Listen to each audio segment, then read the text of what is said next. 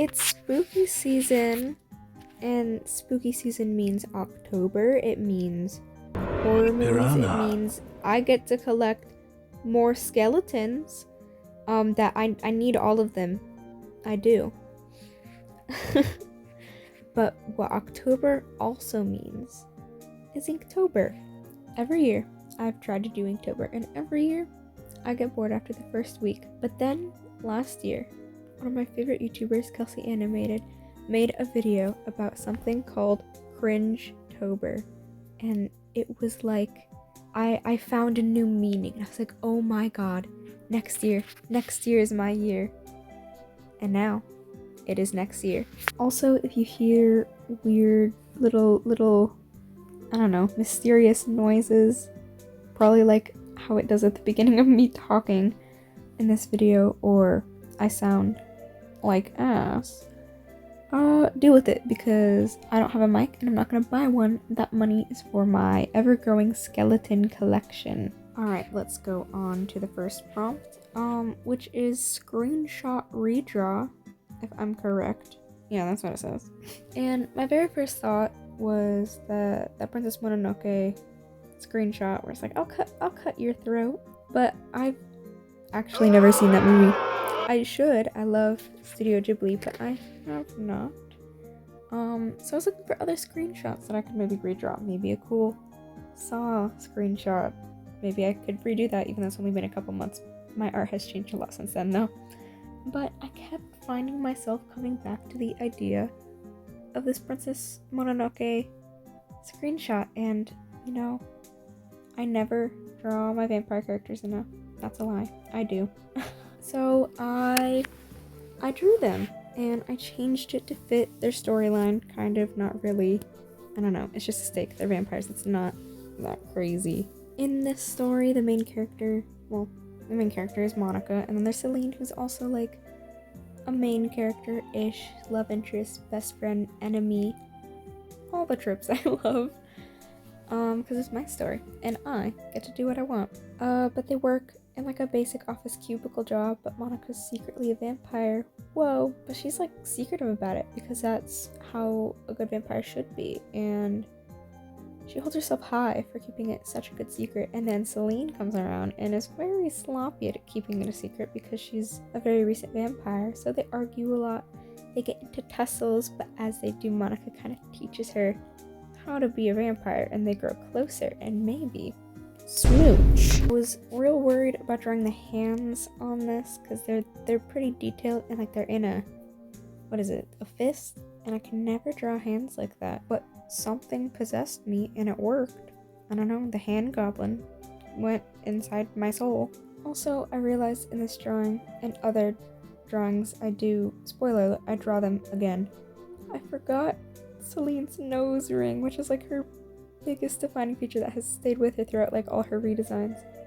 And in a I did like one that's from, I think, 2 weeks from now in advance, because I know I don't have time to do something like that later. And she has no nose ring, and it's so noticeable, at least to me. And I don't know, guys.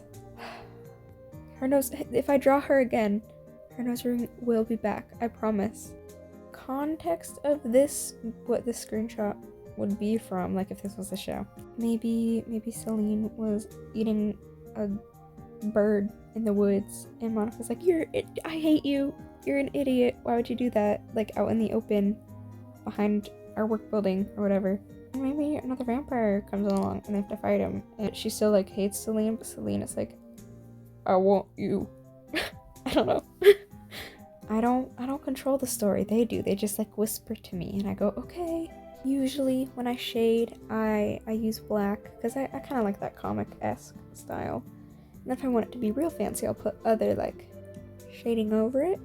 But I kind of wanted to make the Princess Mononoke style, not style. I don't have an anime style, guys.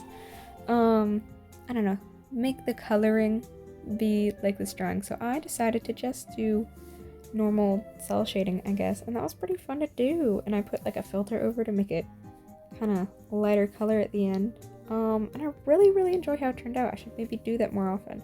It was weird, it was uncomfortable and out of my comfort zone, and I hate that all the time forever, but it was fun. Anyways, here is the full drawing. I love how it came out. All the details ended up exactly how I wanted, which never happens. And I love it a lot. I keep coming back and just staring at it. Up next for the prompt is Tsundere.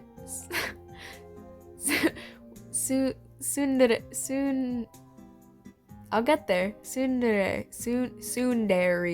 How do you... Hang on. How to pronounce... Tsundere. I don't think... Tsundere. Tsundere. I don't think that's how you pronounce that. That's how correctly. We are looking at how to pronounce this Japanese term, as well as how to say more interesting vocabulary from manga and animes.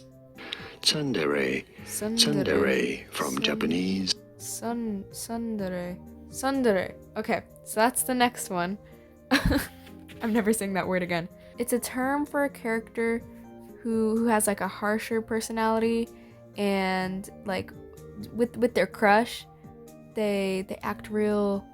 My dog is barking. Oh my god. Anyways, like if they have a crush, they kind of act... One of these days I'll get my words out. If they have a crush, they act more mean towards them, but then later they warm up and they have a romance. Please ignore my dog. If you can even hear them, maybe I'm crazy. But I don't have a character like that, or watch any shows with a character like that. So when in doubt, I drew my vampire characters again. But as I was drawing, I realized... So I like the show House, and House kind of does that with all the people he likes, and I could have totally drawn him, and that would have been kind of funny, but oh well, I made a whole drawing now. In this drawing, I did more of that comic shading I was talking about earlier that I really like to do, where everything's black, and it's very cool. I enjoyed it, and I actually put like white outlines so you could see more of Celine's face better, which was fun. I haven't really done that before. I should, but... And I also forgot my nose ring in there. My nose ring. Celine's nose ring in there. One day she'll get it back. Maybe she took it out for work, because I forgot to give her an earring, so maybe Monica's special and she can wear an earring at work, but Celine can't. This drawing did not take very long. I actually think it took, like barely an hour. The pose, I don't know who those people are. If that's from like a show you guys watch, sorry, I stole your people, but I had to edit them so Monica could be taller, just to like get the basis down. I had a lot of trouble with Celine's head in the sketch, because, I don't know, something was off, and I was starting to just get mad at drawing, so I did this one in 2 days, as opposed to the last one where I was crunching, I was ready. Well, I mean, what? I did these all in one day, on the day I was supposed to for Cringetober. Shh. I really need to make a reference for Celine, because every time I draw her, her colors slightly change. Oh my god, I just realized! I forgot her choker in this. That's so important for her character, because that like hides her bite mark. I know, it's basic, shut up. But it's okay. Maybe they're like making out in the bathroom and she took it off. I don't know. Whatever. Here's the final drawing. I enjoy it. I don't like Celine's arm, but other than that, I really like the shading, and it was fun to just do something simple as compared to the last one. For day 3, the next prompt we have is Oversized prop. My very first thought was Harley Quinn, but I was like, no, that's kind of basic. Everyone's gonna probably draw Harley Quinn because she has a giant hammer in like a lot of her appearances. So I was gonna redraw an old drawing where like there's one of my characters holding a giant axe, but I tried and I gave up.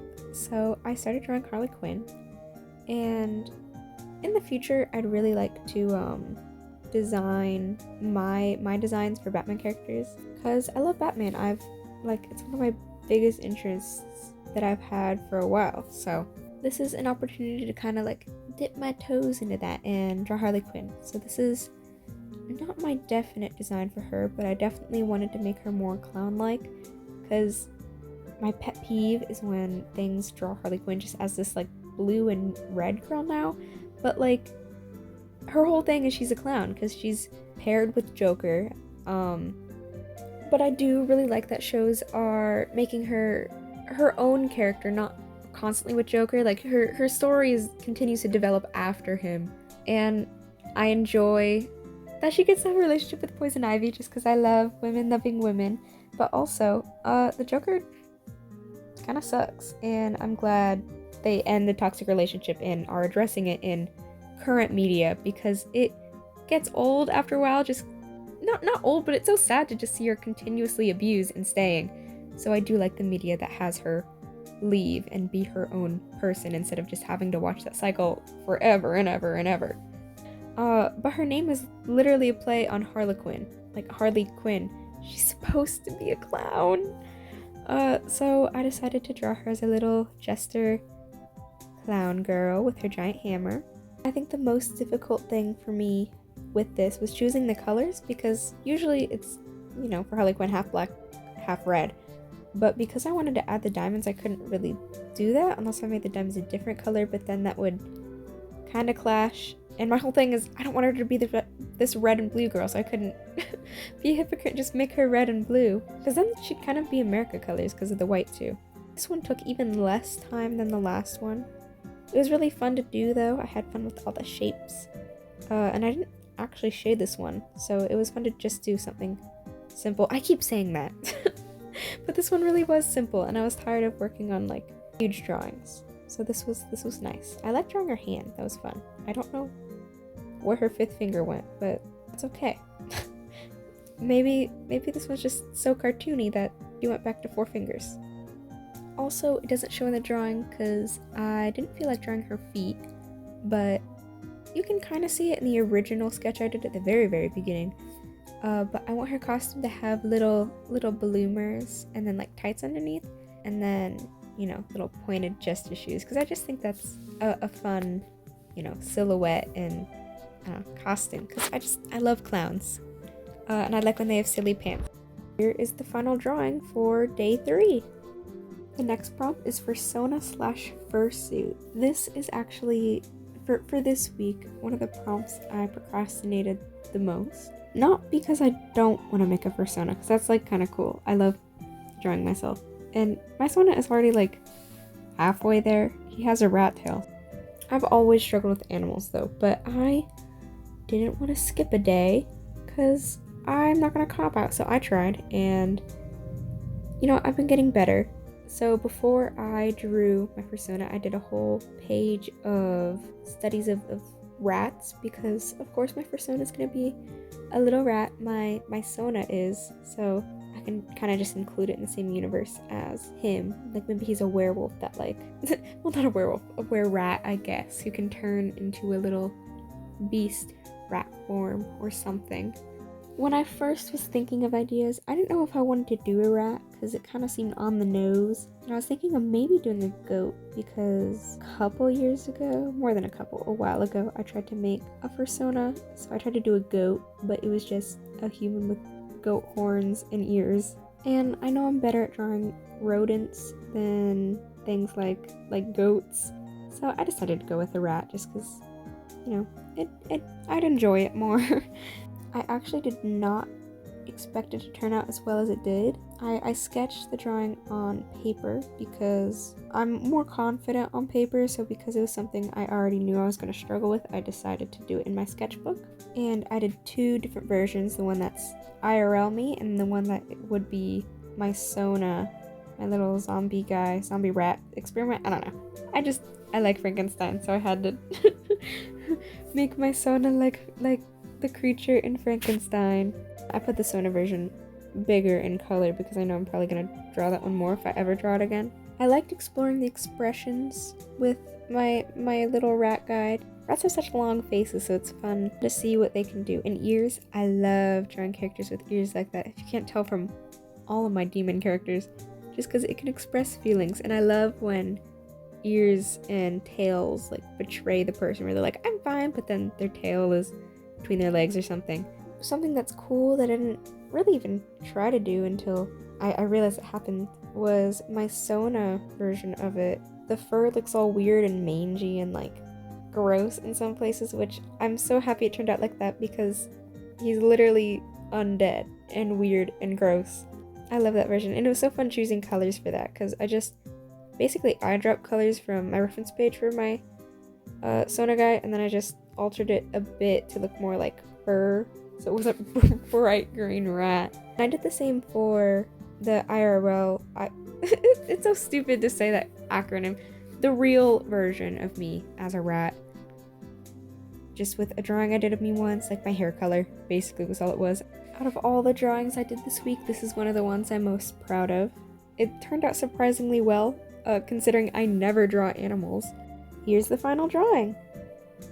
Up next is Gijnka or Gijnka for day 5. I'm not really sure how to pronounce it and I couldn't find how to, so I'm gonna say Gijnka for the video. I'm sorry if I'm pronouncing it wrong. So Gijnka is basically humanizing or anthropomorphizing an animal or creature or something that is just not human, you know, making it human. And I think it's mainly used with Pokemon and, you know, humanizing Pokemon, which is pretty cool, but I'm not really a Pokemon guy. Like, I loved the show when I was little, but I mainly watched it for the characters, not the Pokemon.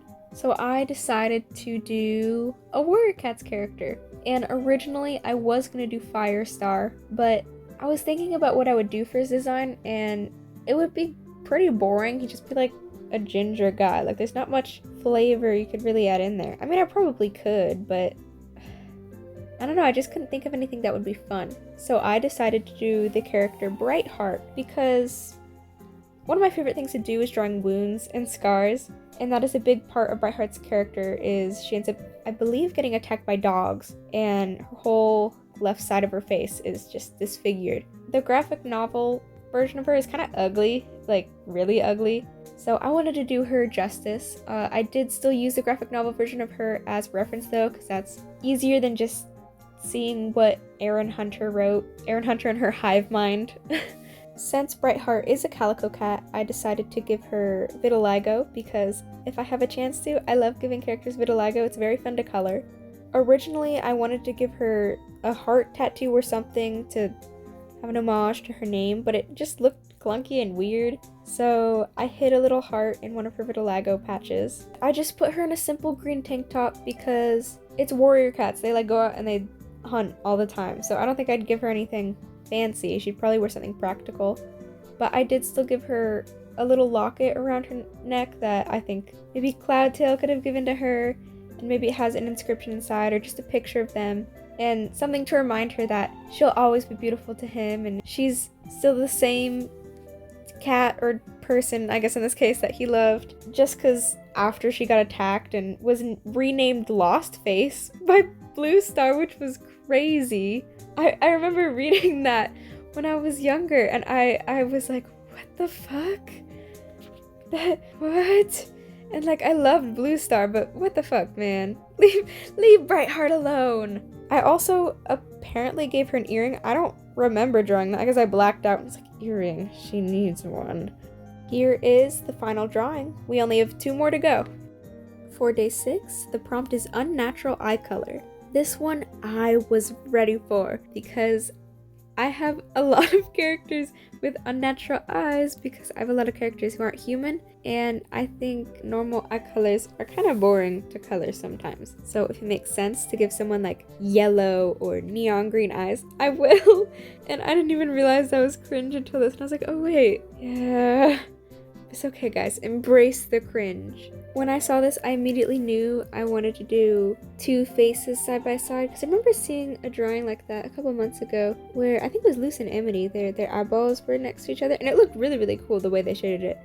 I don't shade my drawings like that though, but I still wanted to do, you know, 2 eyes next to each other. And why not do Noodles and Helena, some of my 2 favorite characters? Maybe this drawing has meaning behind it, like, oh, Noodles was always looking to Helena, but Helena never actually cared, she just pretended. Until she did care in the future, but whatever. That's not important right now. This drawing took the shortest amount of time out of all of the drawings. It literally took 20 minutes. Here's the final product.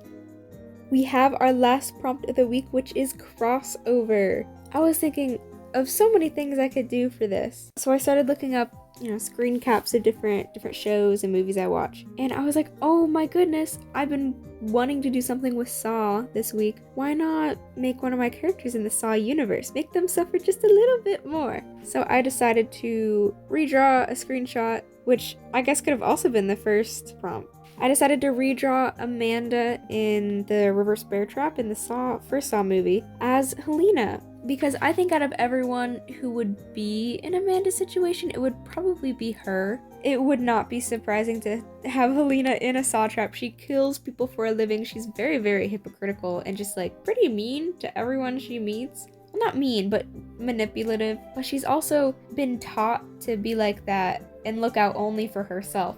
So, you know, there's the she wasn't born that way, she can change, that, you know, goes in the Saw trap, like, make your choice, will you make your life for the better? Unlike Amanda, though, I don't think she would enjoy helping Jigsaw after she survived the trap. I think she would, like, if that was his idea for her, to stay alive, but once he died, what's his name, John Kramer? Once he died, Helena wouldn't stick around. She'd be like, finally, I'm free! And then she'd leave and try to pretend that all of this never happened. When I was doing the sketch, I didn't realize how complicated, not necessarily complicated, but it has a lot of little parts, the reverse bear trap, and I started to get real pissed drawing it. And I almost gave up, but I didn't. When I started drawing this too, I knew that I would have to add, not have to, but I did want to add a green filter over it because that's how that scene in Saw is. Like, it's very green. But Helena's also red, so I was wondering how I would end up doing that without making it look gross and muddy. So I just put a small amount of the filter on it, and it kind of enhanced the colors too, which I'm glad it turned out like that and not like shit. I think my favorite part about this is probably the background. I really like how it looks, and it looks like she's almost outside of, I don't know, a TV or something. I just think it's very cool. I didn't think of it beforehand, which I should have done, but I BS'd it and it worked. Here's the final drawing and the last drawing of the first week of Cringetober. This has been a very fun challenge to do. I'm glad I decided to do it this year. I'm so thankful to Austin the Surfer Dude for creating this prompt list. I'll link their socials and their video they made about Cringetober in the description, so you can go check them out because they're so cool for making this challenge. I hope you enjoyed this video. It's something new and not like my other videos I make, if you can't tell. Hopefully I have the time and I'm able to stick with this challenge because I would love to make more videos about the upcoming weeks. But until that time hopefully comes, stay cringe.